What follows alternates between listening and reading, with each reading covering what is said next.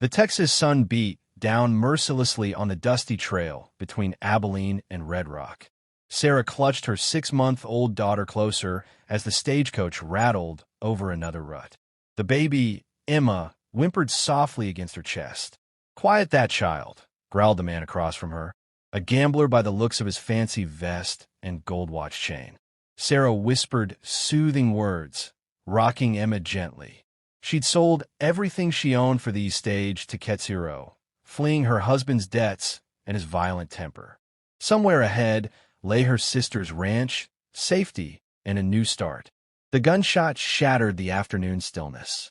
"Hold up. This here's a robbery." Masked riders surrounded the coach, rifles gleaming in the sunlight. The driver's hands went up slowly. "Everybody out, and bring your valuables." Sarah's heart hammered as she climbed down, Emma bundled in her arms. The other passengers formed a linear row: the gambler, an elderly merchant, a young cowboy barely old enough to shave, the lead outlaw, a scarred man with cruel eyes visible above his bandana, walked the line collecting rings, watches, and wallets. When he reached Sarah, he grabbed her small cloth purse. "This all you got, woman? I have nothing else. Please, my baby euro." He ripped open the purse. $3 and a tintype photograph fell into the dirt. His eyes narrowed. "You're lying. Nobody travels with just $3. He grabbed her arm roughly, and Emma began to cry. "Leave her be." The young cowboy stepped forward. The outlaw backhanded him without looking, sending him sprawling. "Anyone else want to be a hero?" He turned back to Sarah, patting down her worn coat pockets, searching for hidden money. Emma's cries grew louder, and his face twisted with rage. "Shut that brat up. She's frightened. Please, hero. I said shut it up." In one swift, brutal motion, he ripped Emma from Sarah's arms and threw the baby into the dirt like she was nothing more than a sack of grain. Sarah screamed, lunging forward, but another outlaw grabbed her. Emma lay in the dust, wailing, her little arms flailing. The thunder of hooves came from the ridge. A lone rider appeared, massive in the saddle on a steel gray stallion. He wore a black hat, a weathered duster, and carried himself with the quiet authority of a man who'd seen every kind of trouble the West had to offer. This was Cole Mackenzie, owner of the largest ranch in 3 counties. The outlaw spun around, but Mackenzie was already moving. His rifle sang twice euro, 2 shots so close together they sounded like one. 2 outlaws dropped, clutching their gun hands. The scarred leader grabbed for Sarah, using her as a shield. "Back off, mister, or the woman dies." Mackenzie's horse pranced to a stop. His Aisuro, gray as winter's stony Euro, never wavered. "You really want to do this?" The outlaw pressed his pistol against Sarah's temple. "Ride away and everybody lives. Everybody except that baby you just threw in the dirt. That ain't your Euro." Mackenzie's shot took the man's hat clean off his head. "Next one's lower. Let her go." The outlaw's hand trembled. In that moment, Sarah bit down hard on his arm and threw herself aside. Mackenzie's rifle spoke again, and the outlaw went down, clutching his leg. The remaining bandits scattered, riding hard for the hills. Mackenzie dismounted in one fluid motion, walking past the groaning outlaws straight to where Emma lay crying in the dust. He knelt slowly, his large, weathered hands infinitely gentle as he lifted the baby.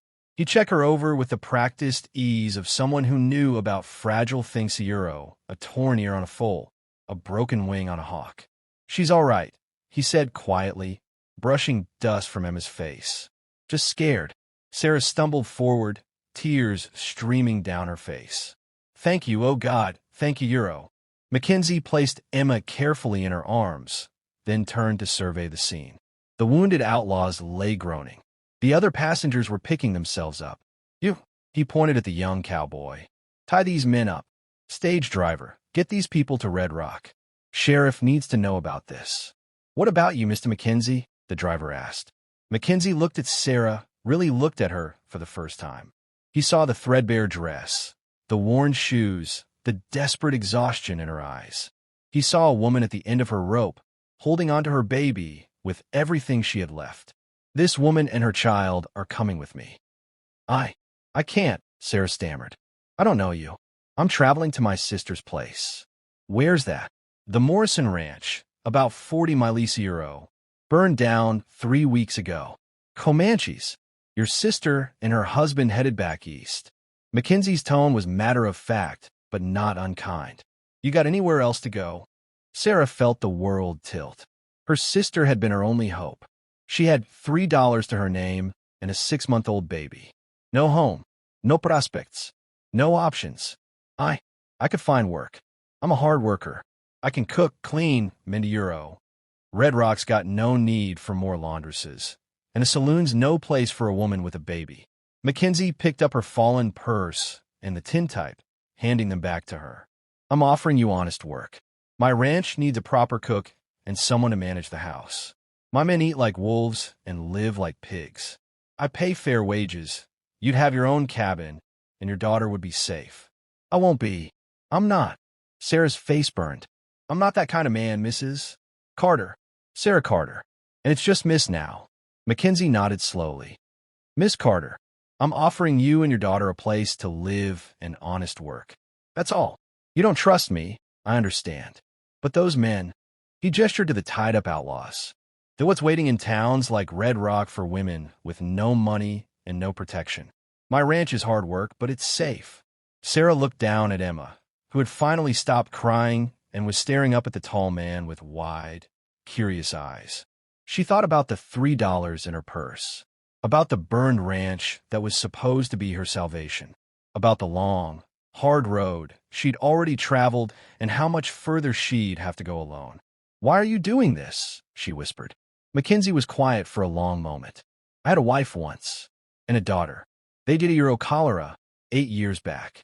My daughter would have been about 6 now. His voice was steady, but something ancient and painful flickered in his eyes. Maybe I'm doing this for them. Maybe I'm just tired of seeing good people get thrown in the dirt. He walked back to his horse, then turned back. Your call, Miss Carter. But the offer stands. You and the Chill the Euro, both of Euro, would be under my protection. I don't go back on my word. Sarah looked at Emma, at the dirt still clinging to her baby's dress, at the vast empty landscape stretching in every direction. She thought about the outlaw's hands ripping her daughter from her arms, about how close she'd come to losing everything that mattered. All right, she said quietly. We'll come to your ranch. Mackenzie nodded once, then lifted them both carefully onto his horse. As they rode away from the stagecoach, Sarah heard him say, almost too quiet to hear, both are mine to protect now, and nobody throws what's mine in the dirt. The Mackenzie Ranch sprawled across a valley where the prairie met the hill country row, thousands of acres of grassland, a sturdy ranch house, barns, corrals, and a dozen outbuildings. Cowboys looked up as Mackenzie rode in with Sarah and Emma. Boss found himself a wife? One whispered. Shut your mouth, Tommy, growled an older ranch hand. That's rescue, not romance. The boss don't explain himself to the likes of us. Mackenzie helped Sarah down in front of a small but solid cabin. This was meant for a foreman I never hired. It's yours now. Stove works, roof doesn't leak, well's just outside. Get settled today. We'll talk about work tomorrow. He started to leave, then paused. There's a woman in the main house, Rosa. She's been cooking for 20 hungry men too long. She'll help you with anything you need. And Miss Carter? You're safe here. Any man on this ranch bothers you, you tell me. Thank you, Mr. Mackenzie. Cole. Just Cole. Over the following weeks, Sarah discovered Cole Mackenzie was a man of his word. The work was hard Euro, cooking for a crew of hungry ranch hands, managing supplies, keeping the main house clean Euro, but she'd done harder with less. Rosa, a Mexican woman who'd worked for Cole for 15 years, became first a teacher, then a friend. Emma thrived in the fresh air and sunshine. The cowboys, rough men who could break a horse or brand a calf without flinching, turned gentle around the baby. They carved her toys, sang her trail songs, and competed to make her laugh. Cole himself was a mystery. He ran his ranch with firm fairness, paying his men well and expecting hard work in return. He was respected, even feared by some, but never cruel. He checked on Sarah and Emma daily, but never intruded, never assumed anything beyond the arrangement they'd made. Then came the day Marcus Carter arrived. Sarah was hanging laundry when she heard the shouting. She turned to see a man riding up the main Rodeo, thin, angry, with the look of someone who'd spent too many nights in saloons and too few days in honest work. Her blood turned to ice. Marcus, Sarah, I know you're here. You can't hide from your husband. Cole emerged from the barn, several ranch hands behind him. That's far enough, mister. Marcus pulled his horse up short. This ain't your business. I'm here for my wife and child. The woman and child are under my protection. Under your protection? Marcus sneered. That what you call it? You steal another man's wife and hide behind your guns. I'm not your wife anymore, Marcus. Sarah stepped forward, Emma on her hip. I left you. I filed papers with the judge in Abilene. Those papers don't mean nothing. A woman can't just leave her husband. A man who gambles away everything they own. A man who hits his wife. A man whose debts brought criminals to their door. Sarah's voice shook but held firm. I left that man, and I'm not going back. Marcus's face purpled with rage. He started to dismount. You're coming with me right now, or you're. Cole's voice cut through the air like a whip. Or what? The ranch hands had spread out, hands near their guns. Marcus looked around, calculating odds he didn't like. This is kidnapping. I'll bring the law. Please do, Cole said calmly. Bring Sheriff Morrison from Red Rock. He knows me. We'll tell him about a man who abandoned his wife and child to debt collectors. About a woman who legally filed for separation. About a husband who rode onto private property making threats. She's my wife. That's my child. That child. Cole's voice dropped to something cold and dangerous. That child you've never provided for? Never protected? That child whose mother had to flee in the night because of your debts? You threw your rights as a father away when you threw them to the wolves. He stepped closer to Marcus, and even on horseback, Marcus seemed to shrink. Here's how this works. You ride away now and don't come back. Miss Carter and her daughter stay here under my protection. You try to take them, you'll answer to me and every man on this ranch. You bring the law, we'll tell them the truth. Your choice. You can tell your. I can. I am. And I will. Cole's hand rested on his pistol. Now ride. For a long moment, Marcus stared at Sarah. She met his eyes without flinching. Emma held close. Whatever he saw of their the woman who'd once feared him was gone, replaced by someone who'd found her spinny made him spit in the dirt. Keep her then. Keep both of them. I never wanted the brat anyway. He wheeled his horse around and galloped away. Sarah's legs gave out. Cole caught her before she fell, his strong arms steadying her. Emma, sensing her mother's distress, began to cry. It's over, Cole said quietly. He won't be back. How do you know? Because men like that are cowards. They only fight when they think they can win. He helped her stand steady. You all right? Sarah looked up at Hime this hard, quiet man who'd picked her baby out of the dirt and said both are mine now. Who'd given them shelter and safety and asked for nothing in return. Whose eyes still held grief for the wife and daughter he'd lost, but made room for protecting those who needed it. Yes, she said. For the first time in years, I think I really am. Hashtag epilogue. 1 year later. The ranch house glowed with lamplight as Sarah finished setting the table.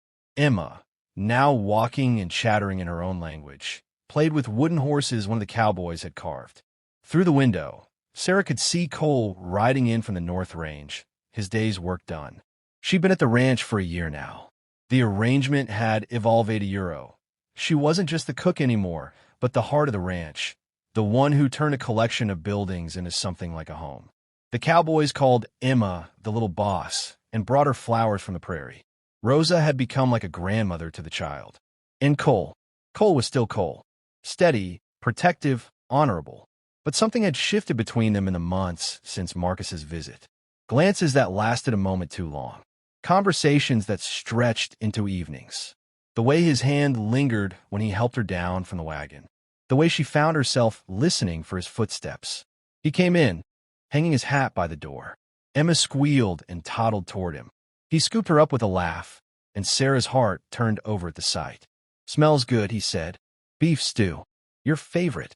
Everything you make is my favorite. He set Emma down and looked at Sarah. Can we talk after dinner?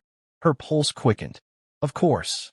Later, with Emma asleep in the cabin and the ranch quiet under the stars, Cole found Sarah on the porch. Been thinking, he said, standing beside her, about this arrangement we have. Oh, Sarah's voice was carefully neutral. Been a year now. You've kept your part of the bargain a euro, more than kept it. You've made this place a home again. Emma's happy. The men respect you. And I. He paused, choosing words carefully. I've been alone a long time. Thought I'd stay that way. But you and Emma, you've changed things. Let me finish. He turned to face her. I'm not a young man anymore. I'm set in my ways. I live hard and work harder. But if you consider it, if you'd be willing, I'd like to make this permanent. Not just an arrangement, a real family. I'd be honored to call you my wife and Emma my daughter. Properly, legally, if you'll have me.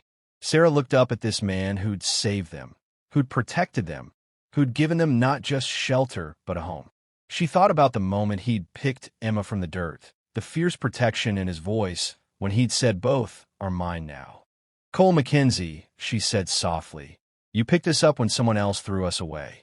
You've given us everything and asked for nothing. You've been kinder to me and Emma than any man ever has. So yes, I'll marry you. His smile was slow, like sunrise over the prairie. Then both of you really are mine now. And I'm yours, for as long as I breathe. He kissed her then, gentle and sure, and Sarah knew she'd finally found what she'd been searching for all along the euro, not just safety, but home. In the distance, a coyote called to the moon, and the Texas wind whispered through the grass, carrying with it the promise of new beginnings and the quiet triumph of finding family not in blood, but in the courage to protect what matters most.